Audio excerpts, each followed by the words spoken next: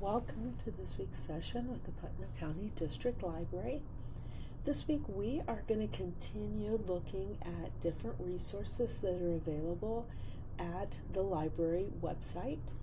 Last week we had done the same thing, so I'm just going to kind of do an overview here real quick, because when you go to look at any of the information that is on the library site, as long as you're in the library, it's going to go straight to the location. Otherwise, at home, you're going to need to put in your library card number.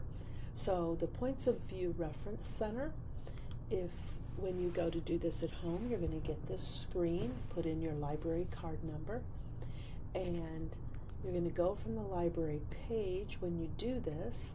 And so underneath Find Information is where you're going to find what we are looking at today. So I'm going to scroll down looking for the points of view, and when I go to Point of View Reference Source and say use this source, I had already entered in my library code card number, so I can go straight to the this location.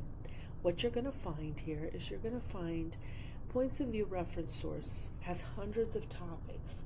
This is a great reference source, especially for anyone involved in it be at high school, college level, or even just for general reference purposes for anyone to kind of look at and get an overview of a topic. Then you'll get the point, the argument, and then you will get the counter point, the opposing argument. So I'm just going to take a brief look here across this resource. Again, there's a lot of information here, so it can be a little bit overwhelming what you're going to see. But you've got here, of course, you've always got up in the left-hand corner where you're going to do a new search. You can look at the different publications that are available here. When I click on that, I can click on different subjects here. Notice then now as I scroll down, I see all these subjects. I have images that I can search, and notice I can kind of what I want to say, I can narrow my search. So if I say I only want photos of places, and let's say maybe I only want black and white photographs, if I say search, then what I'm going to find is simply anything that just is exactly like what my search has said. And then I also have my indexes, so I can browse and search here and index by different. I could just index by author, for example, and browse and find just the authors. And again, alphabetical order, lots and lots of detail. But for me, the easiest and probably the most used way that you're going to do anything with this is you are going to go to New Search, and you have all of these across the top are kind of like what's in the news, the latest information that's out there. So let's just pick one for today. We'll pick on concussions in pro sports, for example. If I click on that, what you're going to see then is I'm going to have my article, and I'm going to get, first of all, my point, and then I can get my counterpoint. So then I would see what that says. So notice now here it brought up a separate window. Here I've got what the point was. Here I have my counterpoint. And what is really nice about these is it does have the listen button, so you can click on these and it will read this to you. In addition, under this listen button, counterpoint, professional sports associations should protect athletes from that. If I go to my listen button, I do have different options here as well with my button in terms of obviously my sound, but I can change how I listen to this as well. I'm going to close this back up and scroll back up here for a minute, and then I want you to see